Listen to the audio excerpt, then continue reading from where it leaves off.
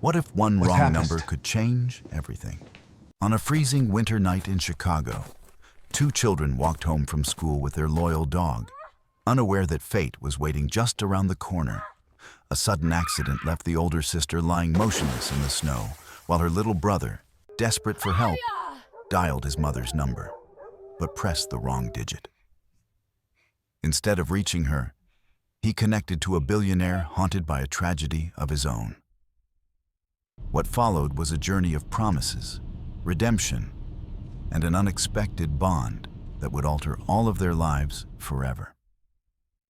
Do you believe a single mistake could lead to a miracle? Share your thoughts in the comments, and don't forget to subscribe so you never miss stories like this one. Chicago lay under a heavy blanket of snow that late afternoon, the kind that muffled horns and dulled footsteps, turning the city into a cold maze of light and silence. The air was bitter, the sidewalks slick with ice, and the sky bruised gray as the storm deepened. Two children made their way home from school, their small figures fragile against the towering buildings. Emma Parker, 10 years old, walked with a solemn grace. Tall for her age, she carried herself with quiet dignity, her long brown hair tied into a braid that swayed behind her. Her pale skin flushed pink from the wind, and her gray-blue eyes watched the world with a mix of caution and wisdom beyond her years. Life had forced her to grow quickly. Since her father's absence, she had stepped into the role of protector for her younger brother. Beside her was Jacob Parker, 6 years old, smaller in stature, with chestnut curls tumbling across his forehead and warm hazel eyes full of light. Unlike Emma, Jacob wore his heart openly. His smile was quick, his words full of curiosity, and though still a child, he carried a surprising sense of responsibility, especially toward Emma, who was both sister and anchor. Bounding faithfully alongside them was Max, their 3-year-old German shepherd. His thick black and tan coat bristled against the cold, and his amber eyes scanned every passerby with vigilance. Max was not just a pet. He was their guardian. Every morning he followed them to school, lying patiently outside the gates until the bell rang, no matter if it rained, snowed, or burned with summer heat. Parents and teachers alike knew the shepherd who never left until his children returned. But that day, the world shifted. A sedan roared down the icy street, its tires screeching against the frozen ground. In a flash of instinct, Emma shoved Jacob aside. Headlights flared. Snow and screams blurred into one, and then the thud of impact echoed in the silence. Jacob stumbled, his hands scraping the ice. He scrambled toward Emma, whose body lay still on the snow, a smear of red staining her hair. His breaths came in frantic sobs. With trembling fingers, he pulled the phone from his pocket, his mother's number memorized. But in his panic, one digit slipped. "Mom?" he cried when the line connected. But the voice that answered was deep, unfamiliar, and steady. "Hello?" Jacob choked, tears streaking his face. "Please, save my sis. She won't wake up." The snow fell heavier, covering the street in silence, as fate was rewritten by a single trembling call.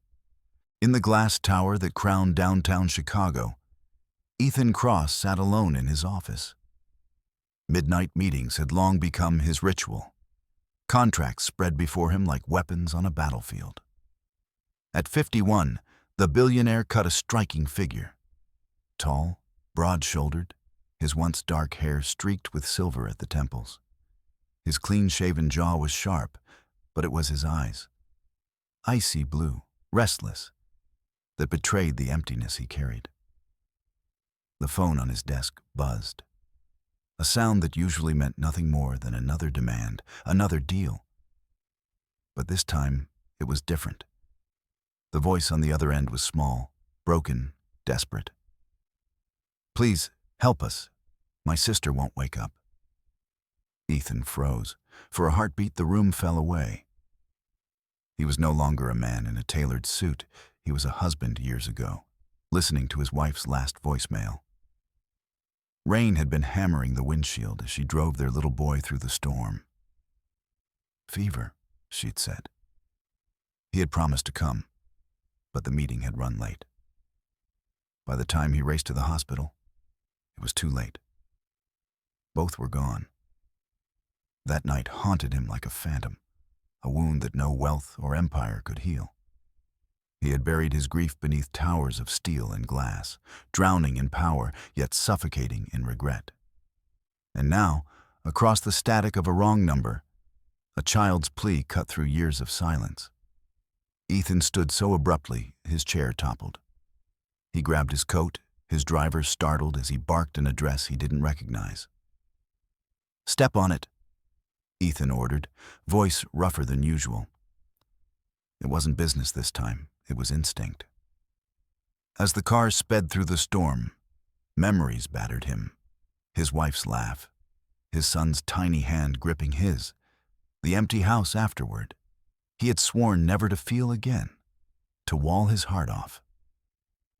Yet the boy's voice had cracked something open. When the sedan screeched to a halt at the corner of West Madison Street, Ethan was out before the engine stopped. Snow stung his face as he ran. There, in the halo of a broken streetlight, he saw them. The girl crumpled on the ground, the boy hunched over her, the dog circling like a furious guardian. For the first time in years, Ethan wasn't a man of business. He was simply a man racing against fate, desperate not to be too late again. Snow swirled viciously around the dimly lit corner of West Madison Street. Ethan's long coat whipped behind him as he sprinted, his polished shoes slipping on ice, but he didn't care. His chest hammered not only from exertion, but from dread, because the scene before him was a mirror of his worst memory. On the frozen sidewalk lay a girl, Emma, though he did not yet know her name, about 10 years old. She was small, her dark brown hair tangled against her pale face, her school uniform torn at the knee. Beside her, a boy of 6 clutched her hand with both of his, whispering her name again and again, his cheeks wet with tears. The boy's wide hazel eyes, filled with fear yet burning with determination, cut into Ethan like a blade. A German shepherd, its coat thick and dusted with snow, circled protectively, barking at any shadow that dared draw near. Ethan dropped to his knees, the cold searing through his tailored trousers. Hey, it's okay," he said, though his voice shook. His hands hovered before daring to touch Emma's head. Warm blood smeared his fingers. His stomach clenched. This was too close, too familiar. The boy lifted his tear-streaked face. "Mister, are you going to help her?" His voice cracked. For a moment, Ethan could not breathe. He saw not the boy before him, but his own son, feverish, reaching out, whispering, "Daddy," from the back seat of a car that never made it home. Ethan swallowed hard. He could not tell this child the truth, that he did not know if the girl would live. So, for the first time in years, Ethan lied. "Yes," he whispered, the word heavy as iron. "I promise." And it felt heavier than any contract he had ever signed. The boy's shoulders sagged with fragile relief. "Okay. I trust you." Something inside Ethan cracked open. This child, this wrong number, had placed his faith in him more than any board member, any investor, ever had. He shrugged off his coat and wrapped it around Emma's frail body. Snowflakes clung to her lashes. Her lips trembled faintly. He turned to the boy. "What's your name?" "Jacob," he said quickly. "And this is Max. He's our dog. He never leaves us." Max barked once, sharp and commanding, as though declaring Ethan should not fail them. Ethan nodded. "Then let's save your sister, Jacob." and with trembling arms, he lifted Emma into his embrace, her weight far lighter than he expected. As he carried her toward the waiting car, the storm raged on. But inside Ethan, something shifted. He was no longer running from ghosts. He was running toward redemption. The storm clawed at the streets of Chicago, turning headlights into faint halos and sirens into ghostly wails swallowed by the wind. Ethan pushed through the snow, Emma's fragile body cradled tightly in his arms. Her head lolled against his chest, each shallow breath like a ticking clock. Jacob hurried beside him, clutching Max's collar, the boy's small legs straining to keep up. Ethan's black sedan waited at the curb. The driver, Thomas, a man in his 40s with a square jaw and worried eyes, leapt out at the sight of them. "Sir." "No questions," Ethan barked, sliding into the back seat with Emma. His voice carried the authority of countless boardrooms, but tonight it was desperation, not power. "Hospital. Now. As fast as you can." Jacob climbed in after him, pulling Max by the collar. The German shepherd leapt gracefully into the seat, pressing close to his young master. Snow clung to the dog's thick fur, and his dark eyes never left Emma. As the car sped forward, tires hissing over icy pavement, Ethan pressed his hand against Emma's pulse. Weak, but still there.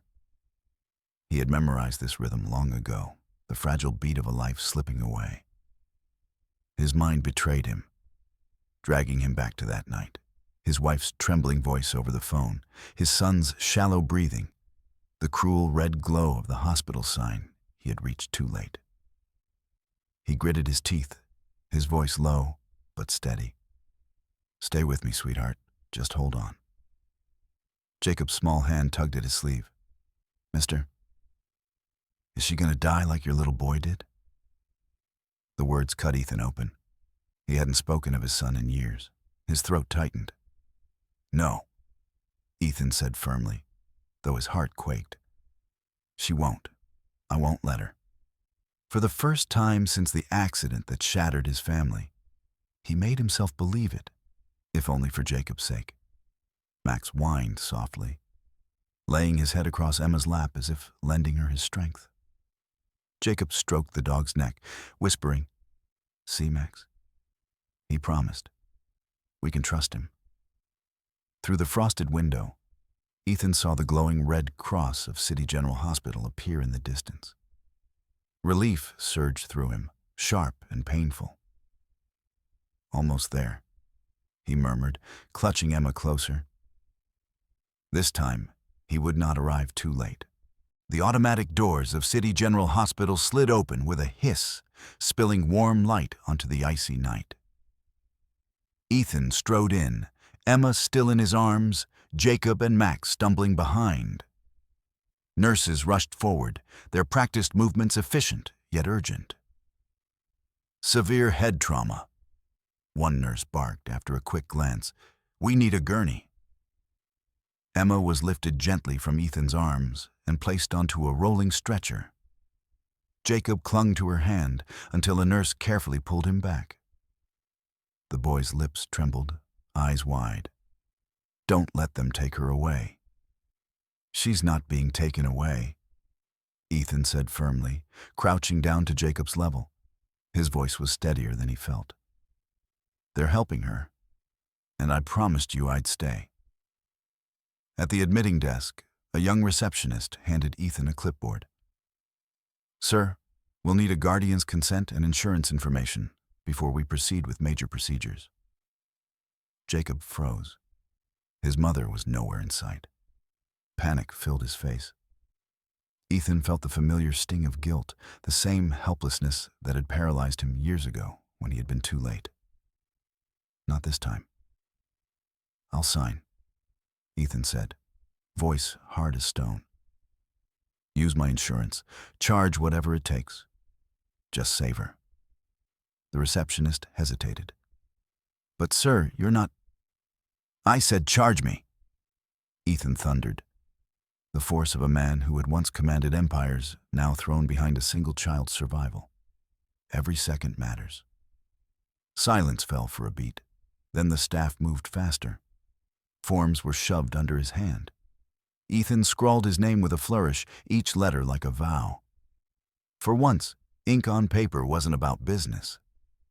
It was about redemption. As Emma was rushed down the corridor toward surgery, Jacob pressed himself against Ethan's side. "You really promise she'll be okay?" Ethan swallowed hard. He didn't know. But the boy's trust was heavier than steel, binding him tighter than any contract. He laid a trembling hand on Jacob's shoulder. "I've broken many things in my life," Ethan admitted softly. "But I won't break this promise." Max sat at their feet, head lifted, ears pricked, as if judging the truth of Ethan's words. The dog gave a low whine, then pressed closer to Jacob, as though accepting Ethan, for now.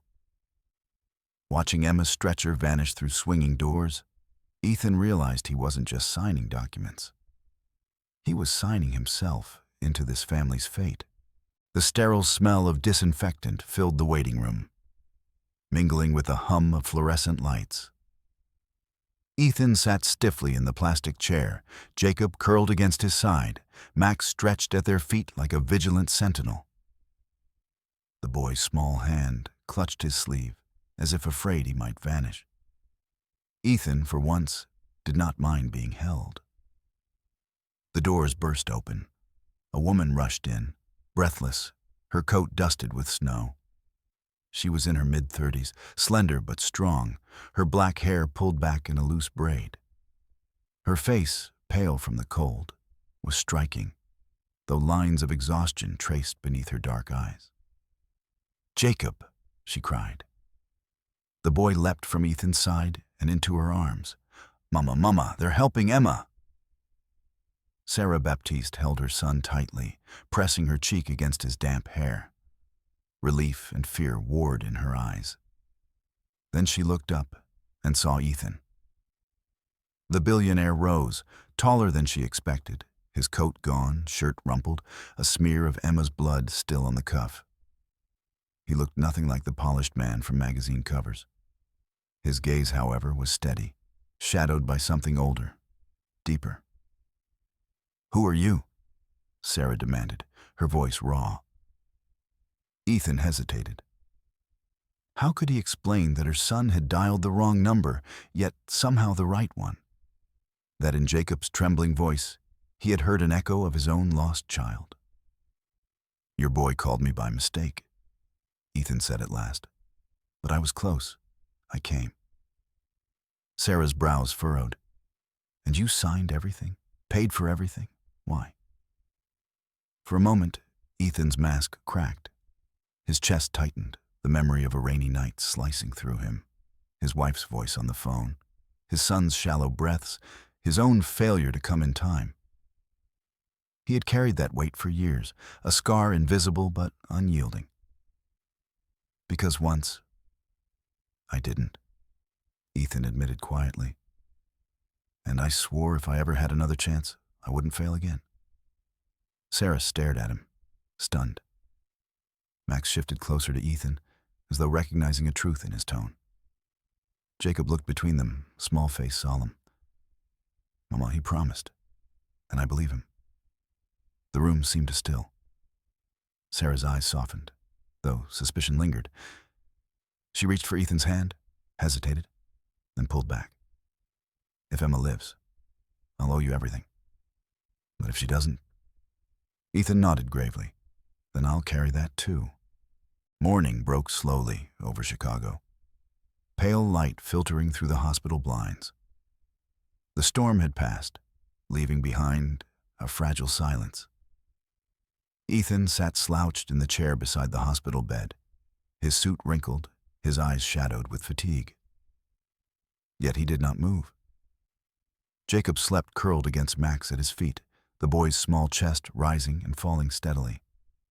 Then a faint sound, like the sigh of a waking bird. Ethan lifted his head. Emma stirred, her lashes fluttering against her pale cheeks. Slowly, her eyes opened, brown and cloudy with pain, but alive. Jacob, she whispered, voice weak. Her brother jolted awake, scrambling to her side. Emma, you're awake. You scared me. He clutched her hand, tears spilling freely. Max pressed his nose against the mattress, tail thumping softly. Ethan exhaled a breath he hadn't realized he was holding. Relief surged through him, nearly overwhelming. For the first time in years, he felt he had outrun the past. The door opened quietly, and Sarah entered, her eyes already wet. She crossed to her daughter, kissing her forehead, whispering words of comfort. Then her gaze turned to Ethan. He rose awkwardly, straightening his shoulders, suddenly aware of how disheveled he looked. She'll need rest, he said quietly. But she's strong. Sarah studied him for a long moment. She saw not the billionaire from headlines, but a man with haunted eyes who had chosen to stay through the storm, to keep a promise no one had asked him to make. You didn't have to do this, she murmured. I did, Ethan replied. His voice was rough, but steady. Because once I wasn't there, and I swore never again. Silence stretched between them, heavy but not hostile. Sarah placed her hand lightly on Jacob's shoulder, then looked back at Ethan. I don't know why fate sent you to us, but I think maybe it wasn't a mistake. Ethan glanced at the children, Jacob beaming through tears, Emma weak but smiling faintly, Max watching with solemn loyalty. Something warm flickered in his chest, fragile but undeniable. Sometimes the wrong call, Ethan said softly, is the right one. Outside the window, the morning sun climbed higher, casting gold across the sterile walls. And in that fragile light, 3 lives and 1 lonely man stood at the edge of something new. A beginning none of them had expected, but all of them needed. In the quiet aftermath of every storm, miracles rarely arrive with thunder or fire. Sometimes they come softly. Through the wrong number dialed in trembling hands, the loyalty of a dog who refuses to leave, or the promise of a man who once lost everything but chose to keep faith again. Perhaps it is not chance, but God's gentle hand that weaves these threads together, reminding us that redemption can be found even in the most unexpected places. As you leave this story, may you carry its light into your own life. Share it, comment your thoughts, and subscribe, so that together we can spread kindness and faith to a world in need. May God bless every soul who watches with an open heart.